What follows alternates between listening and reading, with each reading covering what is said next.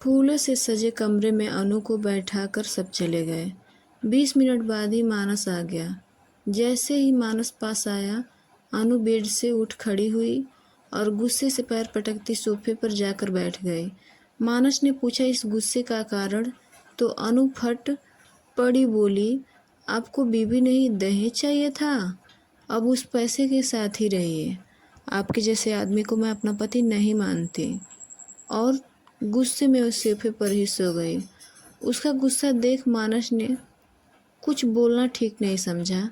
घर में बहुत से रिश्तेदार आए थे, सबके सामने तमाशा नहीं चाहता था, इसलिए वह भी चुपचाप सो गया। अगले दिन रस्मों में और मेहमानों की विदाई में बीत गया।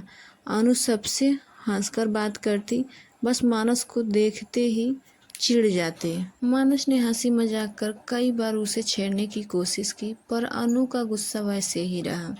अरेंज मैरिज थे। अनु की सास ससुर के साथ मानस उसे देखने आया था। तब सब कुछ ठीक ही लगा था। सुलझे हुए पढ़े लिखे लोग, मानस का मजाकिया स्वभाव उसे भा गया था।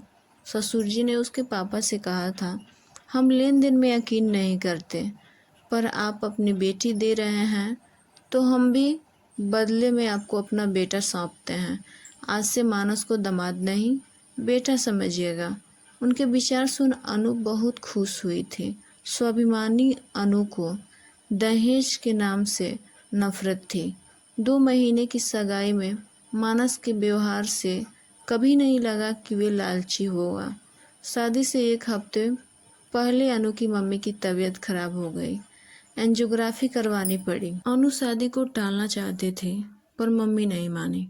शादी के दिन फेरों के बाद जब वे विदाई के लिए तैयार हो रही थी, तो पास के कमरे से उसके पापा और मानस की आवाज़ आई। पापा मानस के आगे हाथ जोड़े खड़े थे। मैं जल्दी ही 3 लाख रुपए दे दूंगा दामाद जी। मानस ने उनके हाथ पकड़ लिया और कहा, ये सब बातें हम बाद में करेंगे पापा जी, आप विदाई की तैयारी करें और अनु को इस बारे में कुछ न बताएं। अनु ने बस इतना ही सुना और वहाँ से चल दी। उसे मानस पर बहुत गुस्सा आया। पढ़े लिखे मानस से ये उम्मीद नहीं थी उसे। एक मन तो हुआ कि बहुत हंगामा करें, फिर पापा की इज्जत और माँ की तबीयत का सोच चुप रह गई। पर उसने सोच लिया था कि वे मानस को सबक सिखाकर ही रहेगी। वे ससुराल तो आ गई, पर मानस को पति नहीं माना। रात को फिर मानस ने पूछा, आखिर हुआ क्या है? क्यों मुझसे इतना गुस्सा? शादी से पहले तो ऐसा कुछ नहीं था। कोई गलती हुई है तो बोलो, मैं सुधार लूँगा। अनु बोली, बात तो ऐसे कर रहे हो जैसे कुछ पता ही ना हो। गलती तो मुझसे हुई है जो तुम्हारी असलियत नहीं समझ पाई। मानस ने बहुत समझाया, पर वे कुछ सुनने को तैयार ही नहीं थी। अगली सुबह उसका भाई लेने आया और वे पगफेरे के लिए मायके आ गई। घर आकर सबसे मिलकर बहुत रोई, पर पापा को देखते हुए उसका गुस्सा फट पड़ा। पापा, आप तो जानते थे ना आपकी बेटी कितनी स्वाभिमानी है, फिर क्यों आपने मेरी शादी दहेज के लालची मानस से करवा दी? एक बार मुझे बता तो देते कि उसने आपसे 3 लाख रुपए मांगे हैं। अनु की बात सुन सब हवाक रह गए। उसके पापा ने कहा कि ऐसा कुछ नहीं हुआ, मानस ने तो कभी कुछ नहीं मांगा। अनु बोली, मैंने विदाई के वक्त आप दोनों की बातें सुनी थी, मुझे सब पता चल गया। तब अनु के पापा ने बताया, बेटी, तेरी शादी की तैयारी में काफ़ी पैसा खर्च हो गया था।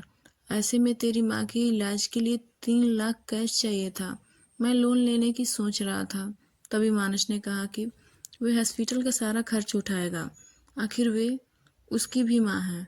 मैंने उससे कहा कि मैं थोड़े थोड़े करके पैसा लौटा दूंगा, पर वे नहीं माना। बोला, अब उन पैसे के बारे में कोई बात नहीं होगी और तुझे ये सब बताने को भी मना किया। वे नहीं चाहता था कि तेरे मन पर किसी तरह का बोझ हो। ये सब सुनकर अनु रो पड़ी। 2 दिन वे मानस को दहेज के लिए भला बुरा कहती रही, पर मानस सब कुछ सहन करता रहा। कितनी ऊंची सोच थी मानस की।